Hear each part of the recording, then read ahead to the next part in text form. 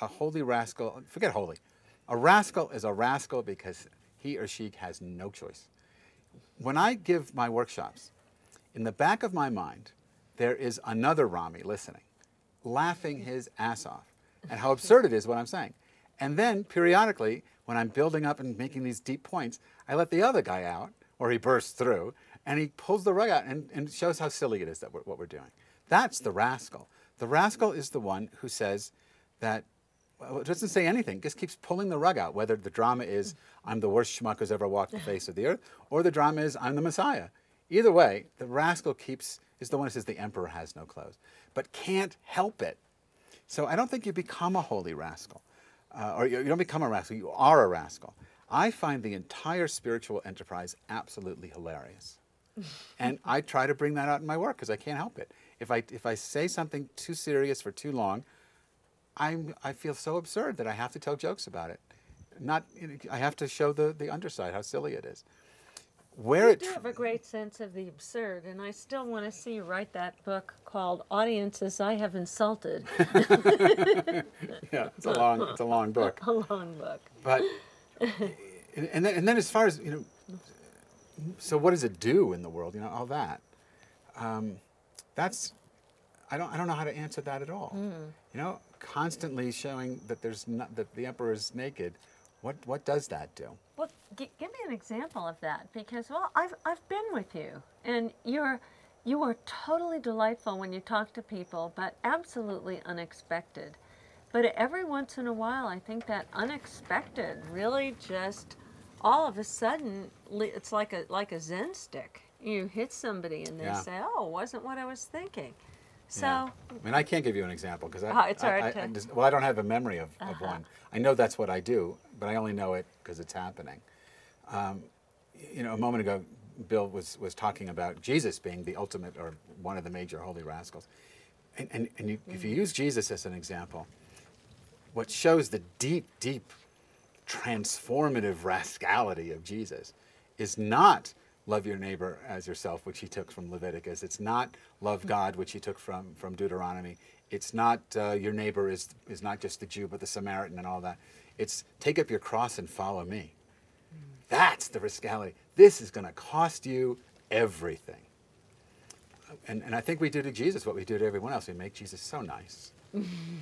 Like the Breck girl, those ads. It looks like a Breck hair. Right. You have that airbrush Jesus. But my students are in the university are primarily evangelical Christians. And when we studied the Bible and we studied Jesus, and I say, so what does it mean to take up your cross? What's your cross?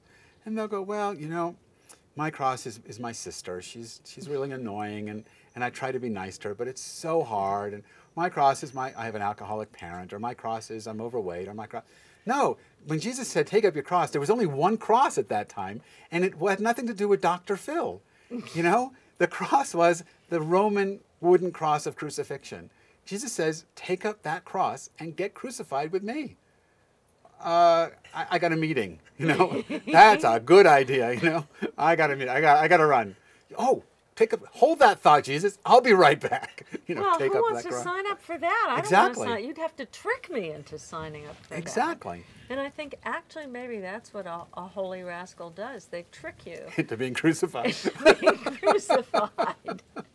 And so you think like, what's being crucified? And for me, I mean, experiences of crucifixion are usually experiences of total failure and humiliation. Or it started early for me. You know this story, Rami, that when I was 10, absolutely out of the blue, I woke up out of a bad dream in which I was, running from headhunters with blowguns, and there were snakes and scorpions. But I didn't actually wake up. I was in my house, but I could still see those things.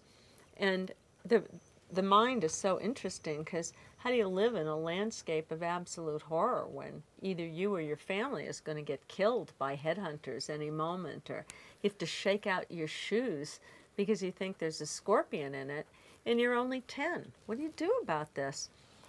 So my mind invented a second mental illness, obsessive compulsive disorder, which centered on the belief if I just did a certain bunch of rituals, like all my reading upside down and backwards and hand washing and all kinds of things, then I could prevent the nightmare from actually manifesting and killing my family. And I really think about taking up the cross. There was no choice. What are you going to do? You're saddled with a terrible mental illness. What are you going to do about it? And that was 52 years ago. Was pre-Prozac, pre-behavior therapy, pre-anything. And I had an experience of that, which also was not about me. It was about grace in some way. It's so strange how these things happen, how the cross lands on you, and how you manage to carry it, and it isn't even you doing it, because the psychiatrist couldn't help. And one day I just sat and I did what I think anyone does when they're in such a terrible horror situation, like the old "there are no atheists in foxholes."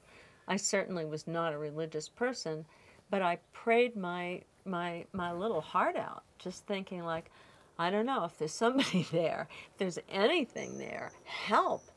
And then it was like a veil parted, and I had this total experience that I had no words for. Maybe I'd call it, I don't know what I'd call it now. My neuroanatomist would call it right brain online. My spiritual nature might say, oh, it was cosmic consciousness, but it was like total safety.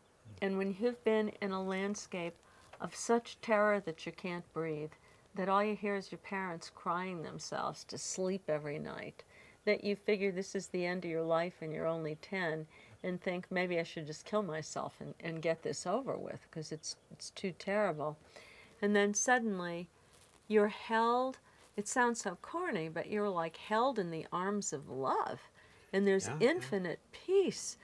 Beyond peace, there's a sense of like, wow, this is what is actually real, and that other stuff, the whole thing, was a dream. And somehow, wow, here I am.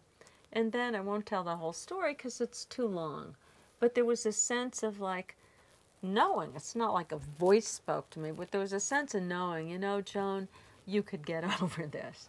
But it's going to require never doing another ritual because you're going to get stuck there. So you're going to tough it out for 3 or 4 days. And, the experience itself gave me enough to hold on to that I could tough it out. And woke up 3 or 4 days later, gone, perfectly normal. Not a snake under the bed, not a headhunter at the window, no crying parents, just like, oh, back to school.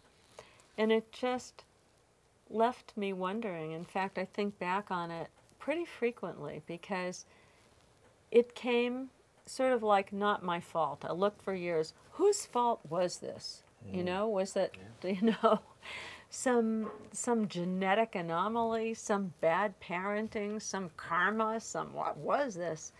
And realizing, I don't know, it was just the cross that I was given to bear. Maybe it wasn't even personal. And then how did I carry it? I didn't. I just endured, and something else happened. But that for me opened up my life, and as I've reflected back on that experience over the years, a lot came out of it. Because I got interested in the brain and in science. That's how I became a scientist, wondering how can you be completely in a health state 1 minute, and you got the same brain, and you're in heaven the next moment. How does that happen? How does the spontaneous remission from disease happen, whether it's cancer or MS or, just being a jerk? People can literally change overnight. What is the nature of a sudden change of heart like that, change of mind? And then, of course, I wanted to know, what is that experience of something so much larger than yourself, something so much realer than normal reality, and is there any way to get back there? Yeah, so is there? That's, is there? That's a really interesting question, because I spent most of my life, as you know, looking into other religions, saying they never told me about experiences like this in Hebrew school. And you couldn't Google 50 years ago. It wasn't exactly easy when you were 10 to start finding out about this. But over the years, that's what I've tried to do.